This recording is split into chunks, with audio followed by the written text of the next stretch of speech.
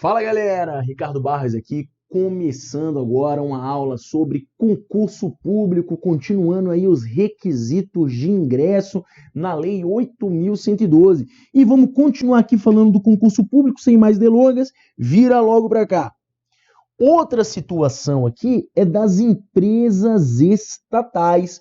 O que acontece? As empresas estatais, elas necessitam de concurso público para sua entrada. Agora, é importante saber o seguinte: empresas estatais, ou seja, empresas públicas e sociedade de economia mista, elas necessitam de concurso público para sua investidura. Mas existem duas exceções. A exceção são seus dirigentes e também alguns profissionais qualificados em situação excepcional. São exceções aqui ao concurso público para empresas estatais. E o que acontece com esses dirigentes aqui? Os dirigentes das empresas estatais, eles são cargos políticos, só que a doutrina, ela vai se dividir nesse caso. Por quê? Porque apesar deles serem cargos aí comissionados, que são de livre nomeação e exoneração, eles acabam sendo aqui regidos pela CLT. Então, o correto, parte da doutrina, falar que não seria um cargo em comissão, mas sim um emprego em comissão. Então você vai achar algumas obras que vão tratar os dirigentes das empresas estatais como os cargos comissionados e algumas que vão preferir a denominação de emprego comissionado. O que você tem que saber para fins de prova é o seguinte, é que os dirigentes das empresas estatais não necessitam de concurso público, porque são cargos ou empregos, são situações em comissão, em designação. Se você lembrar da Lava Jato, você vai lembrar lá do presidente da Transpetro, do diretor, aquele cara que tinha um olho aqui, outro ali. Toda essa galera aí, eles não eram concursados, eles entraram ali como cargos em comissão, ok? Isso pode ser também, ele como é acessível a todos os brasileiros, ele pode ser também pessoas da própria estrutura da carreira da empresa ou então pessoas aí, cargos políticos, digamos assim. Beleza? Então, aqui vai falar, dirigentes é uma exceção ao concurso público e a contratação direta em situações excepcionais de profissional qualificado. Então, quando houver, imagina o seguinte, a Petrobras tem que abrir uma sonda do pré-sal e tem um engenheiro muito bom de uma empresa privada, tal, que a gente precisa daquele cara, existe aí, então, a possibilidade de fazer uma contratação excepcional daquele cara quando ele prove a sua qualificação. Ok? Regras do edital de concurso. Prazo até 2 anos, mais uma prorrogação por igual período. Então, isso aqui é importante saber. Olha só, o prazo do edital do concurso público, o prazo do edital, ele é de 2 anos, até 2 anos, perdão. E a Constituição e a lei trazem uma situação de prorrogação por igual período. Então, se vier no edital que o prazo é 6 meses, a prorrogação vai poder ser só 6 meses. Se for 1 ano, a prorrogação vai poder ser apenas 1 ano, ok? Porque é necessário uma prorrogação por igual período. Então, é importante lembrar que o prazo é de até 2 anos. Então, no máximo, o prazo para contratação vinculada àquele edital é até 4 anos, 2 mais 2. O edital de concurso ele vai ser um ato discricionário. Como assim? Quer dizer que é por conveniência da administração pública, oportunidade de conveniência, que o edital vai ser lançado. Não existe nenhuma situação aqui na Lei 8.112 que obrigue a fazer concurso público. Veja situações como a INSS, por exemplo, que está com déficit, o pessoal fica pedindo concurso, mas o órgão e o Poder Executivo não tem essa obrigatoriedade de lançar o concurso. É um ato discricionário. A invalidação do concurso induz a invalidação das nomeações, ok? Então, por exemplo, você foi nomeado num concurso, só que esse concurso foi julgado inválido.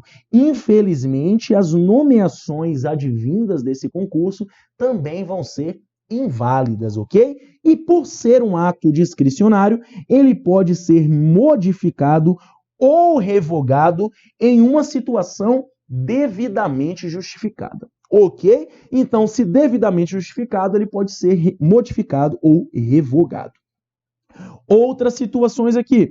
O prazo de validade do concurso público e as condições de sua realização serão fixados em edital, que será publicado no Diário Oficial da União em jornal diário de grande circulação. Tranquilo, ou seja, vai ser publicado o edital no DOU, né, quando se fala de 8.112, e também em jornal de grande circulação. Hoje nós temos o advento da internet, coisa que não tínhamos em 1990, então é só entrar no site da banca. E não se abrirá novo concurso enquanto houver candidato aprovado em concurso anterior com prazo de validade não expirado.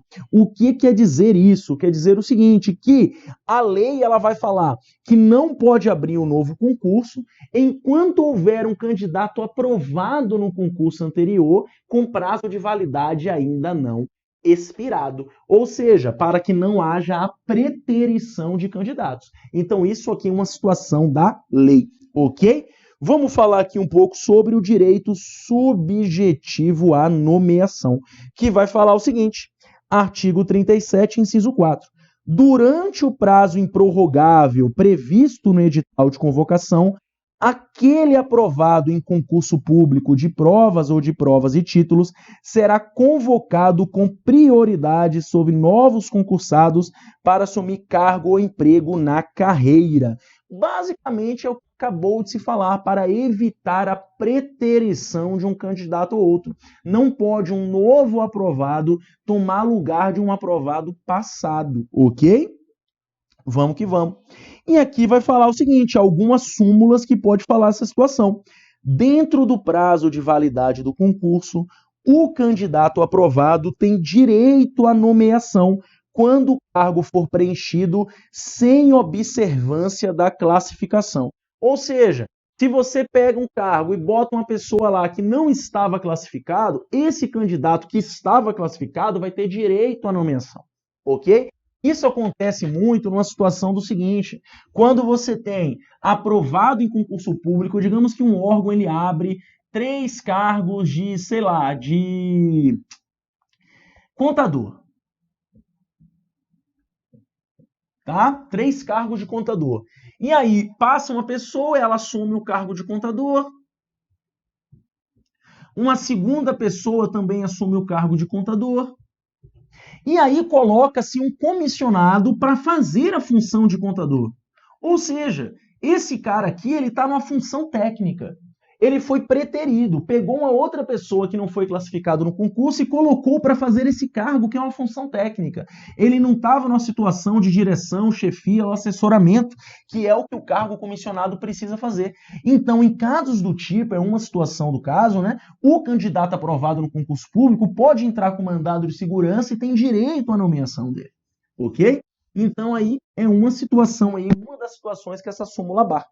Outra coisa, funcionário nomeado por concurso tem direito à posse. Ok, o que quer dizer isso? Imagina o seguinte, você é nomeado no concurso público, então quando chega para tomar posse, fala, não, você não vai tomar. Não, a súmula fala que uma vez nomeado, tem direito à posse. Agora, preste atenção numa coisa, existe uma situação que fala o seguinte, digamos que o poder público fez determinado concurso. Ok? Foi feito determinado concurso pelo poder público. E acontece que o concurso fez, teve a prova, passou um monte de gente, passou 1.000 pessoas e tinha 1.000 vagas. Antes de ter os primeiros chamados, ou durante, alguma coisa do tipo, o Estado quebra. Ou então acontece uma situação excepcional, devidamente justificada, que impossibilite a contratação desses caras. Isso pode acontecer do concurso ser revogado. ok? Porque ele é um ato administrativo discricionário. Então, em uma situação devidamente justificada e excepcional, mesmo um concurso que já teve candidatos aprovados, ele pode ser cancelado, certo? Se o Estado provar que não tem como ter aqueles concursos, que foi em outra situação, ok? Então, essa é uma coisa. Então, existe essa possibilidade também aí no edital de concurso público. Mas a súmula fala que o funcionário nomeado por concurso, ele vai ter direito à posse. E aqui vai falar obrigatoriedade de se nomear os aprovados dentro dos números de vagas. E aqui já falei, casos excepcionais justificados. Então, o que acontece? Imagina o seguinte, imagina que eu vou lá e passo no concurso. Isso aqui é uma dúvida muito que vários alunos têm, muita gente me pergunta. Digamos que o concurso da Polícia Federal, ele abre 100 vagas, certo? Mais 400 de cadastro de reserva, certo? Eu passei na colocação 101. Eu tenho direito à nomeação? Não. A sua nomeação vai entrar aqui na situação do Estado. Ok? O que acontece é o seguinte, caso você passe nas vagas, você tem direito subjetivo, ou seja, você tem direito àquela nomeação. Ok? Então, caso você passe nas vagas, o Estado tem que lhe chamar, a não ser em um caso excepcional devidamente justificado. Então, se você passou dentro das vagas, fica tranquilo que uma hora chega a sua hora. Beleza? Demora. Eu mesmo passei em primeiro colocado no meu concurso e demorei 2 anos e meio aí para ser chamado. Demora, às vezes acontece. Não tem problema com o exame, não. 1 ano e 8 meses para ser chamado. Então, às vezes acontece, não existe problema quanto a isso, ok? Mas você passando tem que ser chamado. Ricardo, e se o concurso abrir vaga só para cadastro de reserva, como acontece em alguns casos? Não tem nenhuma obrigatoriedade de lhe chamar. Inclusive, muitos órgãos fazem isso. Abre lá uma vaga, mas não sei quanto cadastro de reserva. Uma vaga, mas não sei quantas coisas, né? Porque existem algumas decisões que impossibilitam de abrir um curso só para cadastro de reserva, porque aí pode ser só para arrecadar dinheiro e não chamar ninguém. Então, às vezes, abre uma vaga mais cadastro de reserva, 2 vagas mais cadastro de reserva. A obrigatoriedade é só chamar aquela vaga. Você não tem nenhuma obrigatoriedade de chamar o cadastro de reserva. Ok? Outras situações aqui, não pode haver preterição de nomeação, como já foi falado, e nem ocorrer atraso imotivado. Como assim? Deixar de chamar aquelas pessoas. Imagina o seguinte, você tem outra situação aqui, você tem 5 vagas, chamou 5 e tem mais 10 classificados, passaram 15 aí no concurso público. E aí, ainda está no prazo de validade. Aí, o Estado precisa daquelas vagas. Só que, imotivadamente, ela espera acabar a validade desse concurso só para fazer outro. Só para chamar novos candidatos. Se houver uma situação dessa de atraso imotivado, não pode haver essa situação. Perceba que é muito difícil você provar esse atraso imotivado da administração pública, porque é discricionário para a administração pública chamar. Ok? Vamos que vamos. Outra situação. A nomeação de funcionários sem concurso pode ser desfeita antes da posse. Normal, não tem nenhum problema, ou seja, nomeou o cara esse concurso público, antes da posse você desfaz isso. E é inconstitucional o veto não motivado à participação de candidato a concurso público. Como, por exemplo, existem alguns concursos públicos, principalmente para a Polícia Militar, que na ocasião da inscrição já existe o veto de idade. Se você não tiver a idade suficiente ali para você entrar no concurso, você não consegue nem se inscrever. Isso se for imotivado, ou seja, não houver uma lei, não houver uma situação que motive esse caso, será inconstitucional. Uma outra súmula aqui que fala é a vedação ao nepotismo, que eu vou ler aqui para vocês, que é uma súmula bem grande, bem importante, e aí vamos ver ela aqui rapidinho. Vamos lá.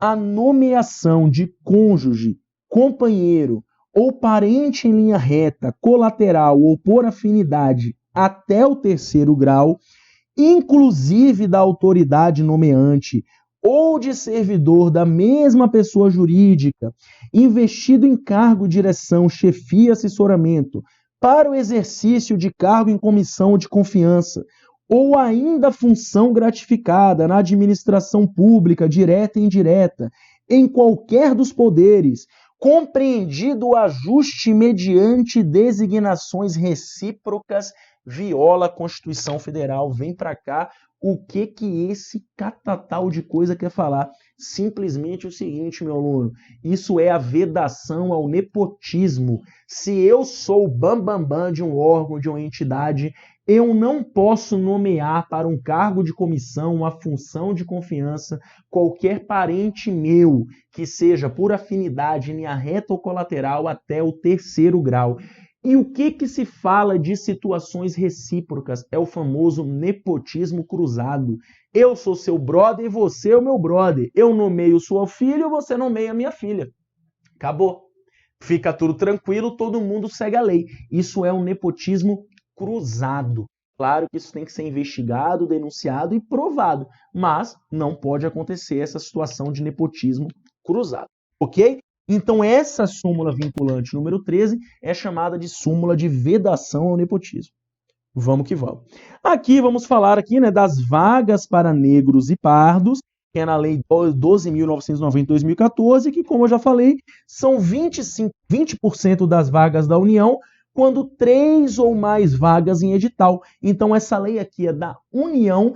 Leis específicas de estados e municípios terão regulamentos próprios, tá? E lembrando que, enquanto deficiente é até 20%, aqui nós temos uma situação de 20% das vagas quando fala em cotista. É por autodeclaração, lembrando que algumas situações, né, na União, eu não sei especificamente como é que funciona, mas no município, por exemplo, existe uma comissão de avaliação de afrodescendente, que vai avaliar se a pessoa é afrodescendente ou não. É uma situação bem complicada, bem chata, mas acaba sendo necessário.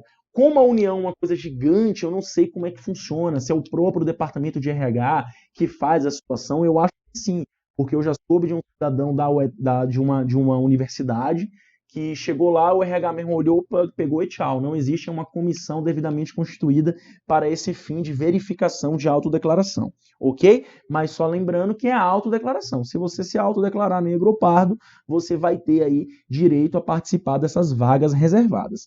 Só que essa concorrência, ela é concomitante na ampla concorrência. Como assim? Significa o seguinte: quando você faz um concurso, você tem lá ampla concorrência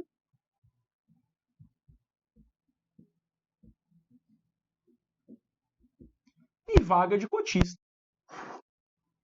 Né? Vou chamar de cotista aqui, até errado chamar assim, né? Mas é o normal, o pessoal fala. Vaga de cotista, que seria vaga de afrodescendente. Digamos que aqui você tem, né, 20% das vagas.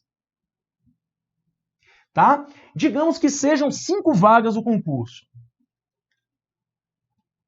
Ou seja, numa situação dessa aqui, que sejam 5 vagas o concurso, preste atenção aqui no que vai acontecer. Vai acontecer a seguinte coisa.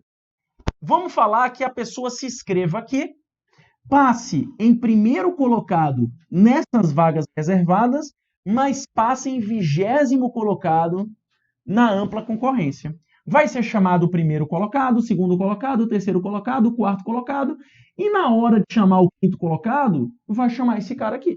Ok? Agora veja o seguinte, veja se esse cara também passar em primeiro colocado. Então, normalmente acontece o seguinte, digamos que o primeiro colocado também seja o primeiro colocado cotista. Então vai chamar o primeiro colocado aqui, que já vai ser esse cara, o segundo, o terceiro, o quarto e o quinto vai chamar o próximo cotista. Ok? Então essas vagas aqui, elas são reservadas. Mas não significa que o cara que esteja aqui concorra só a essas vagas. Beleza? Então, ele vai concorrer prioritariamente na ampla concorrência. Se a colocação dele não for necessária para colocar ele ou ela aqui, aí que vai existir a situação das cotas. E uma coisa interessante que pouca gente sabe é que essa lei aqui de 2014, ela veio com um prazo determinado de 10 anos. Então, teoricamente, em 2024, vai acabar aí esse sistema de cotas, ou então ele terá que ser renovado, ok? Outra situação aqui que é importante falar é do decreto 9507 de 2018, então vou falar aqui brevemente dele, que este decreto é o decreto que trata da terceirização, da contratação indireta de serviços, ok? É algo bem novo de 2018, então eu vou só falar aqui brevemente o que, segundo este decreto, não pode ser terceirizado. Isso causou um grande furor na administração pública, até se falou que eram os fins dos servidores públicos, justamente por essa possibilidade de terceirização, de você poder contratar uma empresa e essa empresa ali fornecer, né, pessoal de uma maneira indireta. Então essa situação foi bem criticada na época, mas hoje ela é uma realidade, ok? Então existe isso, dá um monte de discussão sobre o que pode ser feito por terceirização e o que não pode, e sempre existe esse conflito de interesses pela máquina pública e pelo servidor público. É importante você saber de uma coisa, meu aluno. Existe um princípio chamado a continuidade do serviço público. E esse princípio é uma das coisas que justificam a estabilidade do servidor público. Por quê? Porque o serviço público ele tem que ser contínuo. Ou seja, não pode acontecer do serviço estar sendo feito, aí esse servidor sai fora e o serviço para de ser feito. Não, tem que ser prestado de maneira contínua. Uma das maneiras de garantir essa continuidade é justamente a estabilidade do servidor. Se você tem uma situação de terceirização ampla, você prejudica demais essa continuidade, porque o servidor ele pode ser trocado. Isso em tese, ok? São sempre aí servidores que com certeza não receberam muito bem essa notícia da terceirização. Então vamos lá. Não serão objeto de execução indireta na administração pública, federal direta, autárquica e fundacional ou serviços. Então aqui eu vou falar apenas o que não pode ser objeto de terceirização.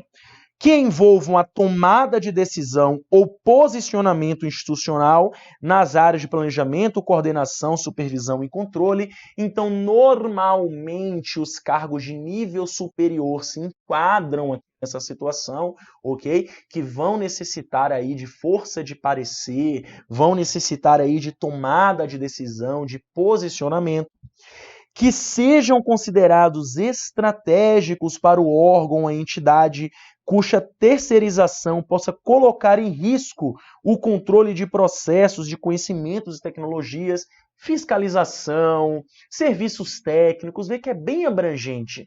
Se você parar para pensar bem, apenas situação de limpeza, segurança, vigilância, coisas do tipo que vão entrar em terceirização. Alguns serviços técnicos muito específicos podem entrar em terceirização, mas existe aí uma discussão bem grande acerca do que pode e que não pode. Que estejam relacionados ao poder de polícia, ou seja, agências reguladoras, né, poder de polícia administrativa, de regulação, outorga de serviços públicos e aplicação de sanção, que sejam inerentes às categorias funcionais abrangidas pelo plano de cargo do órgão da entidade, exceto disposição legal em contrário, ou quando se tratar de cargo extinto, total ou parcialmente no âmbito do quadro geral de pessoal. Ou seja, quando você fala em categoria funcional abrangida pelo plano de cargo, ou seja, contador, administrador, em regra, não vai se poder terceirizar, exceto se esse cargo for extinto, então é mais fácil terceirizar do que criar o cargo novamente, tá? Ou no âmbito de quadro geral de pessoal, né? Ou então disposição legal. Então haver uma disposição legal que fala o seguinte, ó, a lei fala que esse serviço pode ser terceirizado. Então vai haver essa terceirização. Aqui vai falar outras coisas. Os serviços auxiliares, instrumentais ou acessórios de que tratam esses incisos poderão ser executados de forma indireta, vedada a transferência de responsabilidade para a realização de atos ou tomada de decisão. Ou seja, meu aluno, todas essas vedações, quem for auxiliar a essas vedações, pode trabalhar de maneira indireta, pode ser terceirizado. Agora, não pode a pessoa que está lá, que não pode ser terceirizada, passar a tomada de decisão para o terceirizado.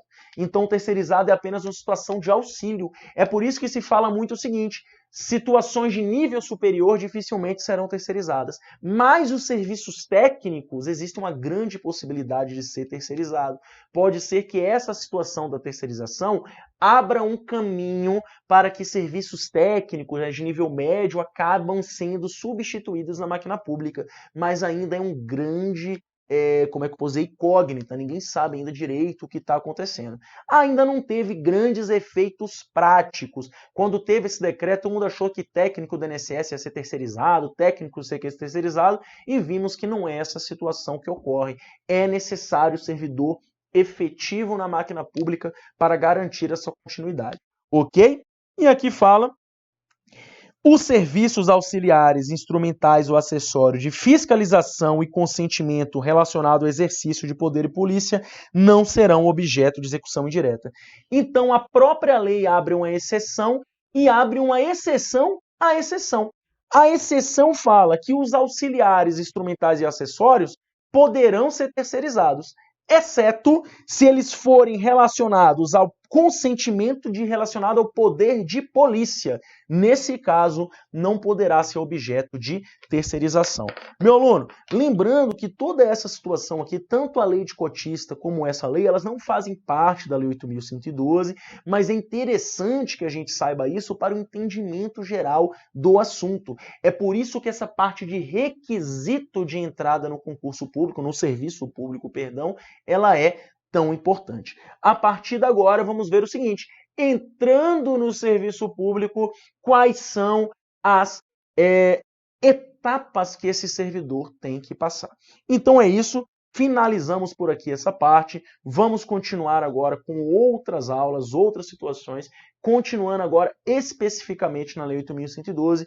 Eu espero que você tenha gostado, isso aqui é muito importante para a sua prova, não esquece de fazer questão.